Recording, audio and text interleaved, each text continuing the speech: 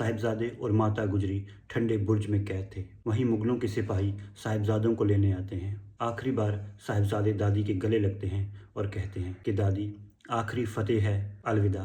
दादी उन दोनों को आखिरी बार गले लगाती है, दूल्हे की तरह सजाती हैं और सिरों पर नन्ही नन्ही कलगियां लगाती हैं। दोनों साहिबजादे मुगल सिपाहियों के साथ चले जाते हैं। दीवार में चुनने से पहले उन्हें फिर आखिरी बार पूछा जाता है कि क्या तुम इस्लाम धर्म कबूल करोगे? और साहिबजादों का बस सिर्फ एक ही जवाब होता है कि हम किसी भी डर, किसी भी लालच या मौत को देखकर अपना सिख पंथ नहीं छोड़ सकते। साहिबजादों को दीवार में चुनने के लिए दो जल्लाद सुच्चानंद के कहने पे बुलाए गए होते हैं। ये वो दो जल्लाद होते हैं जिनके किसी पुराने केस में सजा माफ की जाती है। साहिबजादों को खड़ा करके दीवार चुनने का काम शुरू किया जाता है। साहिबजादे डोलते नहीं बल्कि जयकारे मारते रहते हैं और वाहिगुरु सिमरन में लीन हो जाते हैं। जब दीवार आंखों तक पहुंच जाती है तो साहिबजादों से फिर से पूछा जाता है कि अभी भी वक्त है, इस्लाम धर्म कबूल कर लो वरना मारे जाओगे। साहिबजादे सिर्फ वाहिगुरु वाहिगुरु में लीन रहते हैं। दीवार कंप्लीट की जाती है और अंदर से सिर्फ वाहिगुरु वाहिगुरु सिमरन की आवाज़ें आती हैं। सिमरन की आवाज़ें धीमी धीमी होती जाती हैं और तभी अचानक दीवार गिर जाती है। इतिहासकार बताते हैं कि साहिबजादों को फिर से खड़ा करके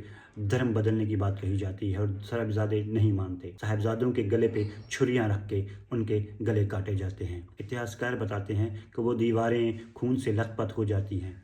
जोरावर सिंह थोड़ी देर के बाद शहीद हो जाते हैं और फतेह सिंह लगभग 12 साढ़े 12 मिनट तक वहीं हिलते डुलते तड़पते रहते हैं, पर वो सिक्की से नहीं डोलते। पत्थर, आसमान, इंसान सब रोने लगते हैं और दूसरी तरफ माता गुजरी जी इकट्ठे लोग देखती हैं जहाँ पर बच्चों को शहीद किया जाता है। उन्हें ठीक से कुछ दिखाई तो नहीं देता कि वहाँ पे क्या हो रहा होता है, और वो समझ गई होती हैं कि बच्चे इम्तिहान में पास हो रहे होते हैं। तभी टोडरमल जी आकर माता गुजरी से कहते हैं कि माता, बच्चों ने शहीदी प्राप्त कर ली है। इस पर माता जी हाथ जोड़कर शुक्राना अदा करते हैं कि बच्चे डोले नहीं, गुरु पिता और धर्म की लाज रखी है। इतिहासकार बताते हैं कि माता गुजरी और साहिबजादों पर कई अत्यंत जुल्म किए होते हैं। उन्हें मिर्चियों से भरे बोरियों में डाला जाता है, उनके शरीर पर गुलेलों से वार किया जाता है जिससे साहिबजादे की आंखें भी जख्मी होती हैं। पर वो माँ के लाल सिख पंथ के हीरे डोलते नहीं बल्कि दुश्मन के सामने खड़े होकर जयकारे लगाते हैं। जब माता जी साहिबजादों की शहीदी के बारे में जान जाती हैं, वो फिर वाहिगुरु नाम में लीन होकर अपनी देह सदा के लिए छोड़ जाती है। माता जी और साहिबजादे हमें सिखाते हैं,